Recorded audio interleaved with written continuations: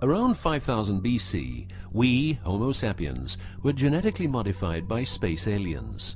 These aliens first landed where the river Euphrates enters the Persian Gulf. The reason is that in that area a high concentration of what is called monatomic gold is found in the seawater, while nowadays the highest concentration is found on the islands of Hawaii. The aliens were members of the Anunnaki Empire and were on a quest to find this metal that is supposed to enhance and repair all bodily functions and stop the body from aging. Monatomic gold is what is called a superconductive metal. Superconductivity means that if you transport, for example, electricity through a line made of this material, you would not lose any energy as a result of heat dissipation. So if you input 100% of energy, you also output 100% of energy. Now apply this principle to your brain, which is a huge sensitive electrical machine. The monatomic gold makes your neural pathways act like quantum drive superhighways. This means that all your senses will receive input optimally.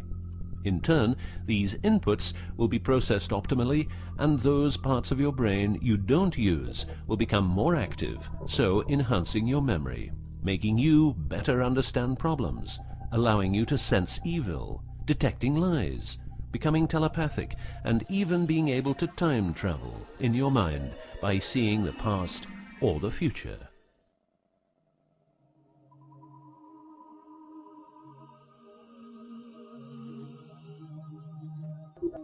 So the Anunnaki, which is the name of the empire which includes races like the Saurian, or as they are called the Reptoids, the Argarians or Nordics because of their human looks, and the Greys from Zeta Reticula, were looking for monatomic gold.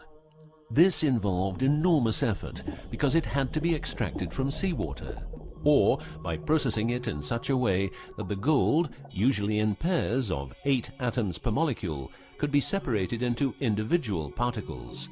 In this fashion, the monatomic elements were separated from the multi-atomic cousins. In a similar way, uranium-235 is produced. For the use as intelligent slaves, the Anunnaki took a man, let's call him Adamski, and took out a part of a rib. This is because the rib is a part of the human body that can be removed without causing too much damage, and because the rib contains bone marrow, it's a perfect source for DNA. The Anunnaki modified the DNA for a better manipulation of the humans and implanted it into a woman, let's call her Mulva. Mulva then had children with Adamski, and their children were, just like Mulva, genetically modified. These humans worked for the Anunnaki, but not a lot of humans knew about the Anunnaki, and then, for some reason, the Anunnaki disappeared. An interesting detail is that the symbol for human DNA resembles the word Yah, which is God, but surely this is a coincidence.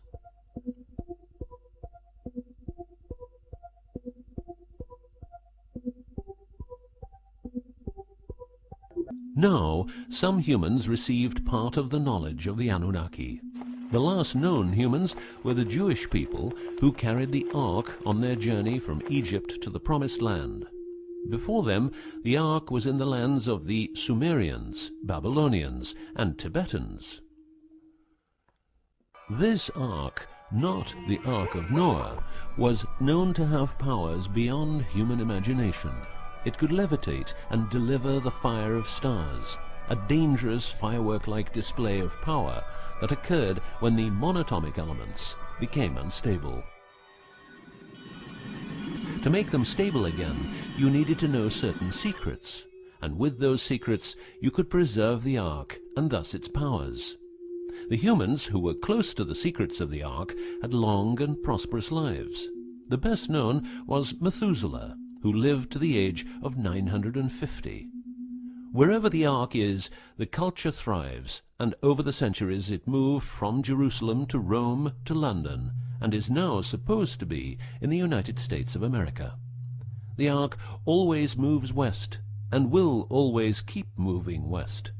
From the very beginning, the people who own the Ark have never given it away, and great care is given to preserve the bloodline's purity of the holders of the Ark.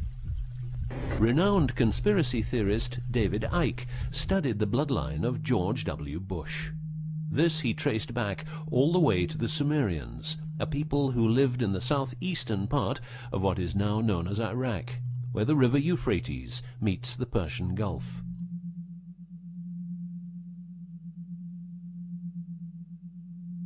The secrets of the elements of the Ark, scientifically known as ORMs, orbitally rearranged monatomic elements, are nowadays hidden by secret societies that have control over society worldwide.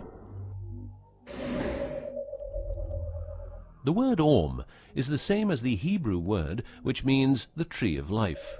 ORMs consist of 8 metals. These 8 metals are ruthenium, rhodium, palladium and silver, known as the light platinum group, and osmium, iridium, platinum and gold, known as the heavy platinum group. Gestation of these metals in monatomic form prolongs life and enhances and repairs bodily functions. By following what is called a wide-spectrum diet, we can provide our bodies with monatomic superconductive elements. In other words, by eating a lot of grapes, carrots, all blue and dark red fruit and vegetables, and also much other fruit, vegetables and fish.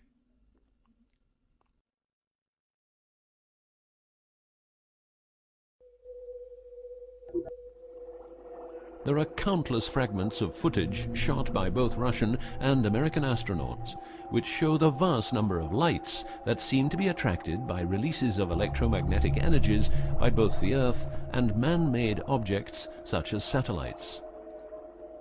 In Building 8 of the Johnson Space Center in Texas, the USA, high-resolution pictures taken by satellites are photoshopped each day to remove proof of aliens. In the film The Secret NASA Transmissions, the footage, it becomes clear that astronauts have grown accustomed to these strange anomalies, and that even in 2000, an unprecedented cooperation between NASA, the Russian Space Agency, and a committee of UFO experts was formed to share knowledge on this subject. To better understand this whole story, a few revelations are in place. Everything vibrates because atoms vibrate, and that is because the subatomic particles are in harmonic resonance, a fancy word for vibration and keeping themselves in equilibrium. Gravity is vibration generated by the presence of mass, and it can be neutralized by altering the harmonic resonance of the gravitational field. In other words, if you generate vibrations, you can alter gravity, and with superconductive materials, the amount of energy needed for generating the vibrations is greatly reduced. A practical example of reducing one vibration with other vibrations is the use of anti-sound.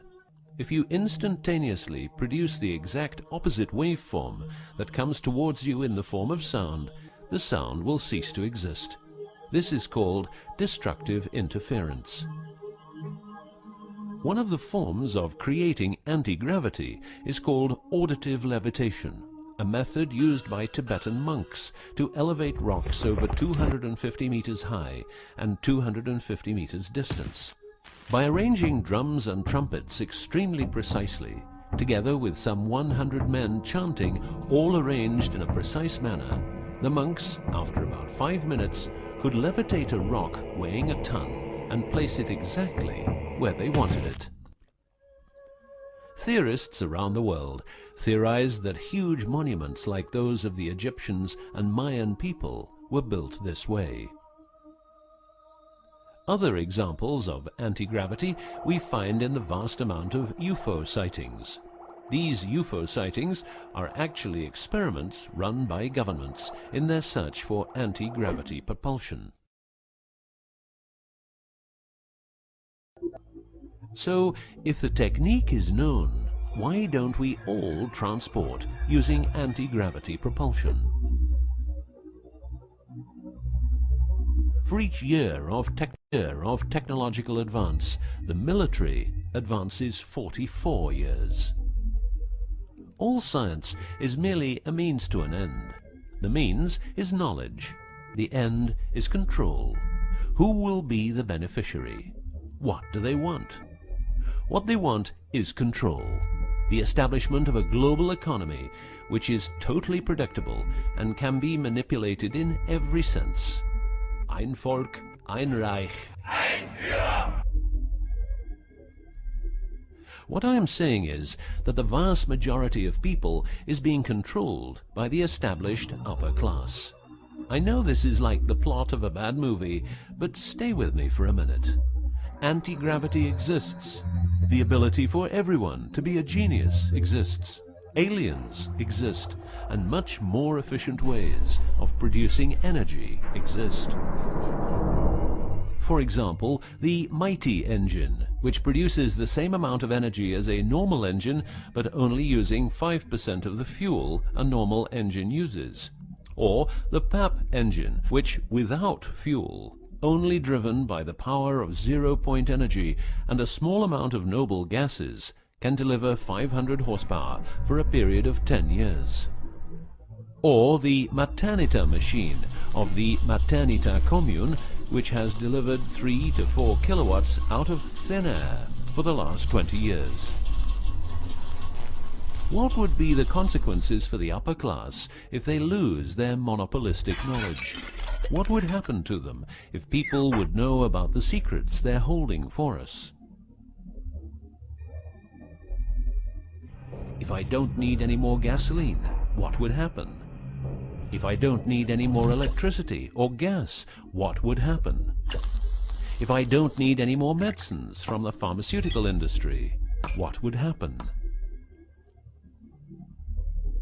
In order to ensure their powers, the upper class, some call them the Illuminati, handles a strict agenda. The agenda has the aim to prepare the world for world domination, beginning in the US and Europe. According to conspiracy theorists around the world, this is what they are doing as preparation. By the way, these people are extremely smart and fanatic, extremely rich, and they have tried it before. Then they were called the Nazis.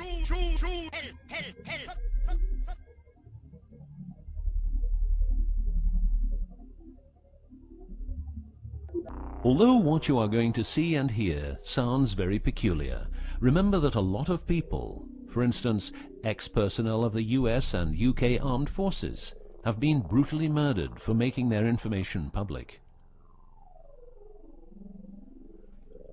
Let's begin with 9/11, but first a little history. What the Second World War did for the US is that it gave the country such an economic lead that it could easily grow more comfortable in its already powerful role. The industry of war gave everybody jobs, and therefore everybody could start consuming. Marshall aid gave Europe the economic impulse it needed. In other words, war leads to flourishing economies and leaps forward in technology.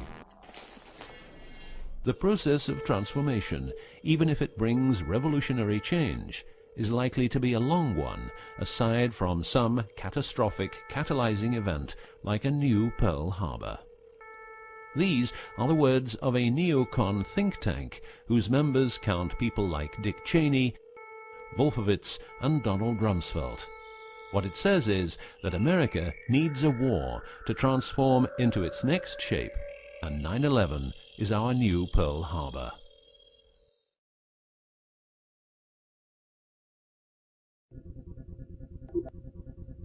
In the manipulation of people, one of the strongest weapons is to make people believe someone else did it.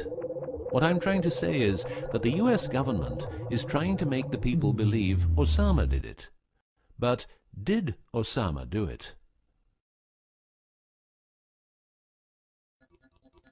Did you know that 6 weeks before the WTC towers collapsed, the owner had a new insurance policy made up, ensuring that the owner, if the towers would collapse due to a terrorist attack, would receive the amount of $3.5 billion. The owner, because 2 towers went down, tried to claim 2 times $3.5 billion, but only received 2.2. What happened to building number 7?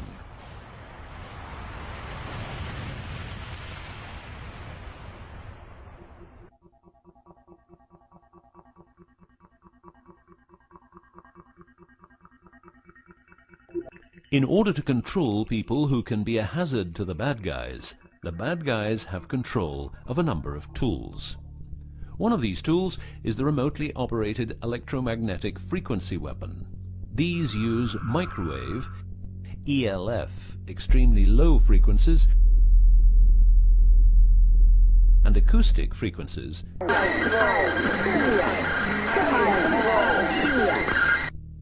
to covertly attack and harass innocent citizens.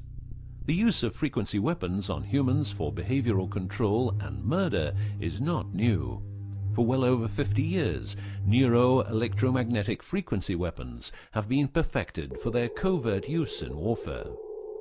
These classified, non-lethal or silent weapons, as they are known in the trade, have also been perfected by experimenting on an innocent and unsuspecting public since their early development. Directing a beam of frequencies to a human can cause a series of effects. A well-known effect is ELFs causing nausea, headaches, wild racing heart without cause, sudden violent itching in different parts of the body. A frequency weapon can look like this, or like this. Its shape depends on how frequencies have to be directed to the target. Did you know that the US Patent and Trademark Office holds a vast amount of patents for machines which can be used in direct or subliminal mind control systems? Here are a few. Method and system for altering consciousness. Superimposing method and apparatus useful for subliminal messages, subliminal message generator. Enough about the frequency weapons. Check this link to learn more.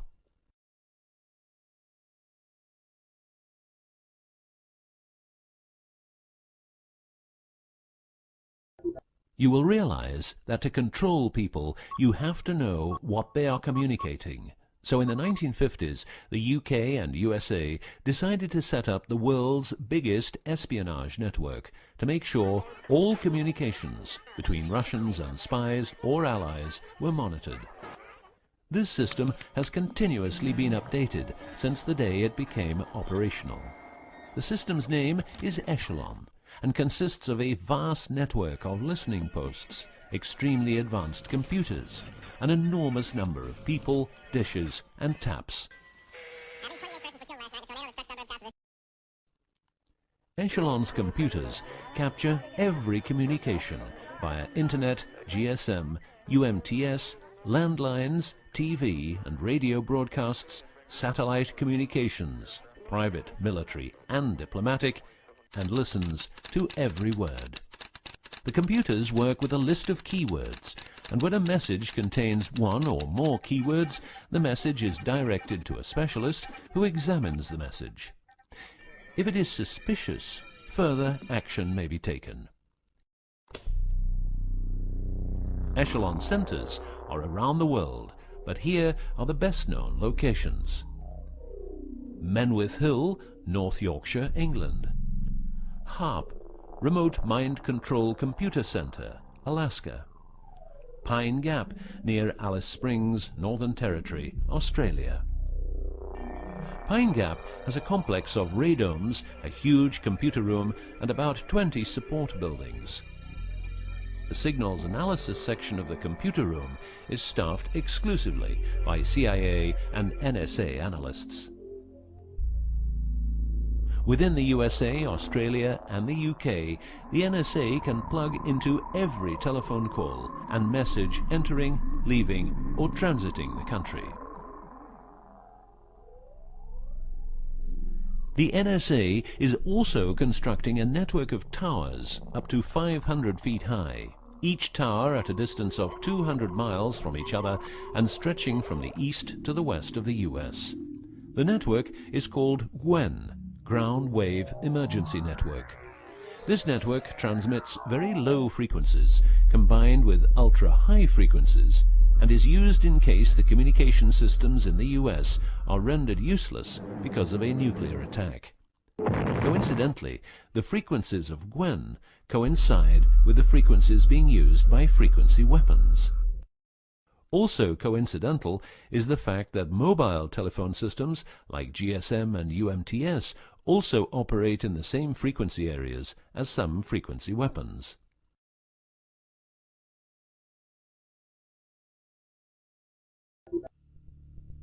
To further prepare for global domination, the secret US government, led by the corrupt holders of the Ark, also known as the Illuminati, or the New Global Union, or the New World Order, or just plain Nazis using the Eye of Lucifer as their symbol, has started building since the 1940s large bases with every commodity you can think of. These bases are basically large cities underground, connected by high-speed magneto-leviton trains that have speeds up to Mach 2. According to Phil Schneider, the black budget is a secret budget that garners 25% of the gross national product of the United States. The black budget currently consumes trillions of dollars per year. Presently, there are over 129 deep underground military bases, or DUMBs, in the United States. These underground bases were built using nuclear-powered laser drills that can drill 7 miles per day. Also, dedicated nuclear explosions were held to create large underground spaces. A lot of contractors work in these places, but never more than 3 to 4 weeks. Always under strict supervision, and before entering a site they are warned that if they talk about what they see, it will cost them their lives.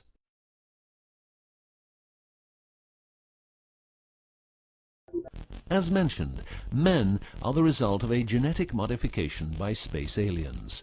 These aliens have been on Earth for a long time and lived in large underground cities all over the world.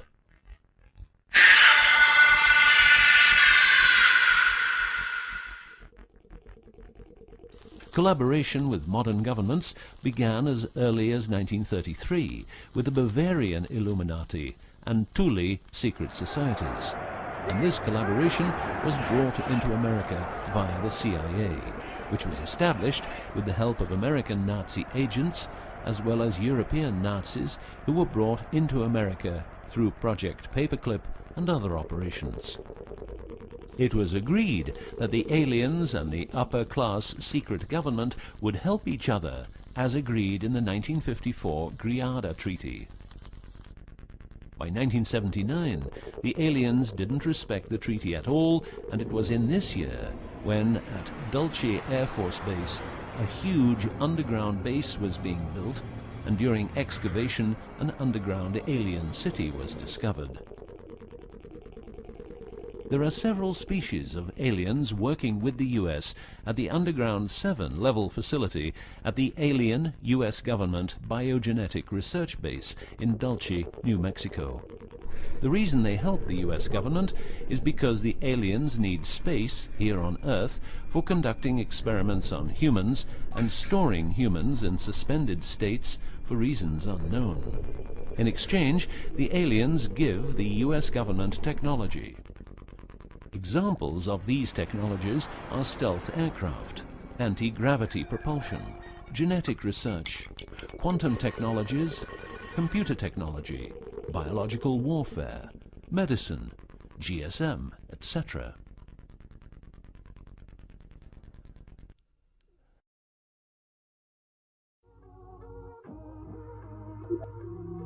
The greatest weapon the devil has is the disbelief people have in him. The devil represents evil, and those who want to dominate are the evil ones because they keep their knowledge from saving lives and improving the world. Instead, the evil ones will make the people more docile and stupid, using more tricks in order to achieve their goal, which is world and universal domination. The story of the aliens seems so unreal that, like the devil, it is subject to ignorance and ridicule, and that is its greatest weapon.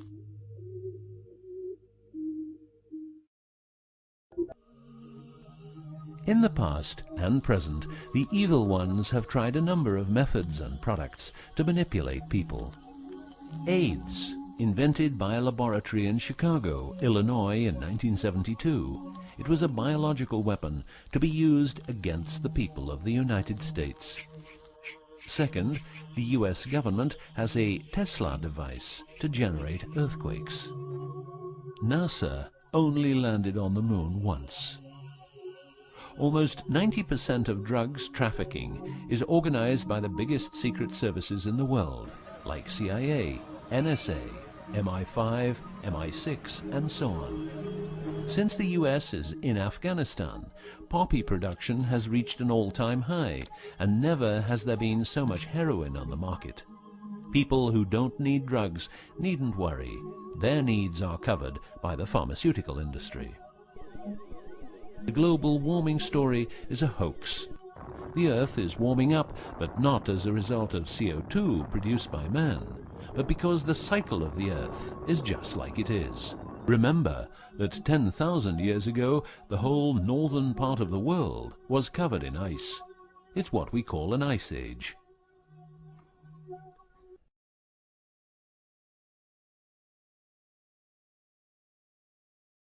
The Ark, in its recent form, started its journey in the deserts of Egypt and was carried to the Holy Land by the Jewish people. In Jerusalem, the Ark started its journey around the world heading west.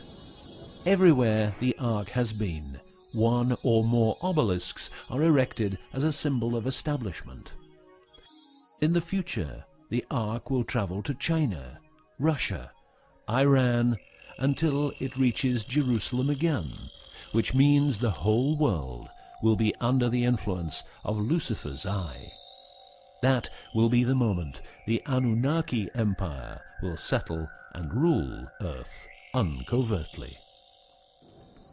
On many important sites in the world, buildings carrying symbols of Lucifer's return are common. The best known example is the Pentagon, which suggests a pentagram referring to the Jewish symbolism and the symbolism of the Ark. Another example is the Israeli High Court. It's a building with dozens of satanic and secret symbols.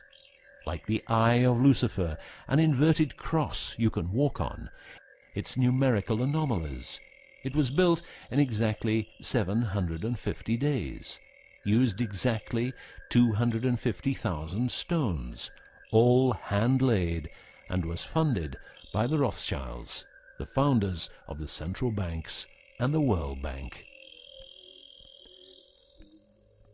These buildings celebrate the coming of and will serve as headquarters for the evil ones. From here, every communication will be monitored. The underground cities will then be used as detention camps, where the bodies of resistance people will be converted into soulless zombies.